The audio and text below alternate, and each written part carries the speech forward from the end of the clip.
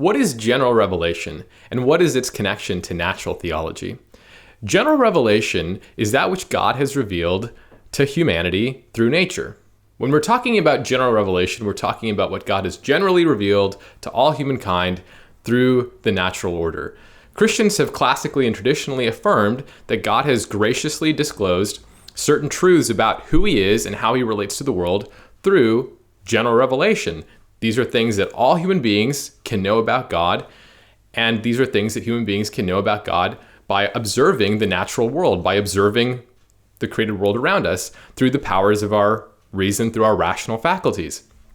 Natural theology is often described as coming to some kind of knowledge of God apart from revelation. Though that's not the best or most helpful definition of natural theology, since Christians have traditionally affirmed that human beings can't come to any knowledge of God apart from God's own gracious self-disclosure. And so instead, let's define natural theology in this way. Let's say natural theology is coming to some kind of knowledge of God apart from any kind of special, particular revelation, such as Holy Scripture, some kind of sacred text or prophetic message. So Christians have affirmed general revelation, and they've also traditionally affirmed natural theology as a kind of subset of general revelation. Now, in the last 300 years or so, and then in the last 100 years or so, natural theology has come under some skepticism and some criticism, including by Christian theologians. Famously, Karl Barth, the Protestant theologian living in the 20th century, thought that there was no place at all for natural theology in Christian faith, Christian doctrine, Christian practice.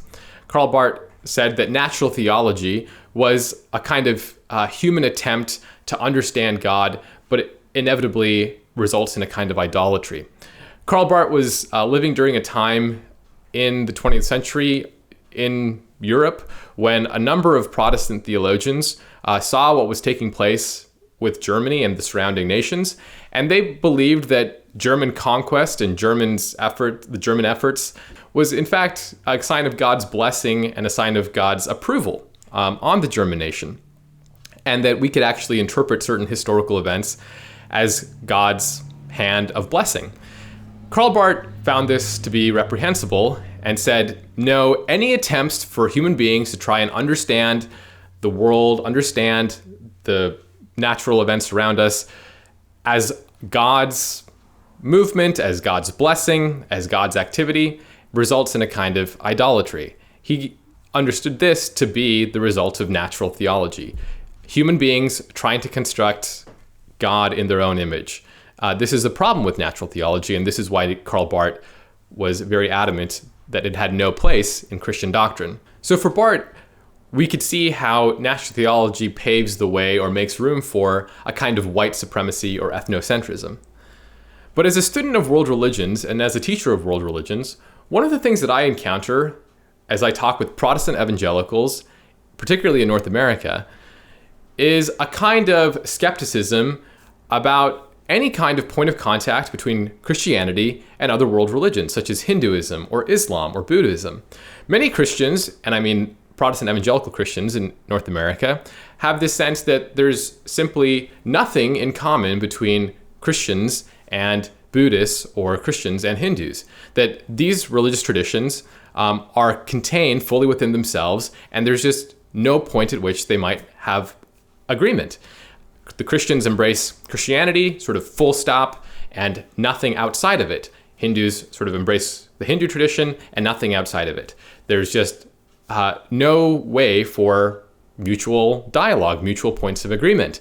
And so you could see how this sort of approach or attitude towards other world religions by Christians itself is predicated on a kind of rejection of natural theology, on a kind of rejection that, in fact, God has made certain things known to human beings through nature, whether they're Christians or Hindus or Buddhists, that there are, in fact, ways of knowing God that all human beings can access by our rational faculties, by exercising reason. That's what natural theology affirms, that we can actually say some things that are true about God simply by virtue of being human beings using our natural rational powers.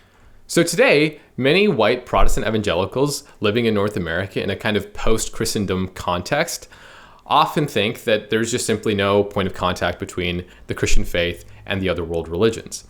Now, when we consider the fact that Hinduism, by and large, is a religion that's practiced by Indians in India, or that, say, Islam is a faith that's practiced by and large in the Middle East or in Southeast Asia, you can see how a rejection of natural theology, again, might pave the way for a kind of ethnocentrism or a kind of white supremacy. Protestant evangelicals living in North America today, in a kind of post-Christendom world, might be tempted to think that there's some kind of association or connection between Christian faith and a certain ethnicity or a certain racial profile. White evangelical Christians who reject natural theology might be tempted to altogether reject Hindu traditions, Islamic traditions, not simply because they're Hindu or Islamic, but because they are practiced by people who live in other cultures and other parts of the world who look different from them and speak different languages than them. And so you could see how this in itself could pave the way for a kind of ethnocentrism or a kind of white supremacy. So what I want to suggest and propose is that natural theology is precisely what Christians need to affirm if we want to resist certain kinds of ethnocentrism or white supremacy. Natural theology is the basis that allows us as Christians to talk with people of other religious traditions, of other faith traditions. If we affirm natural theology, then we can recognize there are genuine points of contact between the Christian tradition and between the Hindu tradition, between the Christian tradition and the Buddhist tradition. And so Christians who are maybe white evangelicals living in North America can have genuine, meaningful conversations, fruitful dialogues with someone who lives in India, with someone who lives in Malaysia, with someone who lives in Saudi Arabia, of various cultures and of various religious traditions, precisely because that Christian believes that God has revealed certain things through the natural world that all human beings can access through reason. And it's this claim, it's this understanding of revelation that we need in order to, in our own context, perhaps resist certain kinds of ethnocentrism.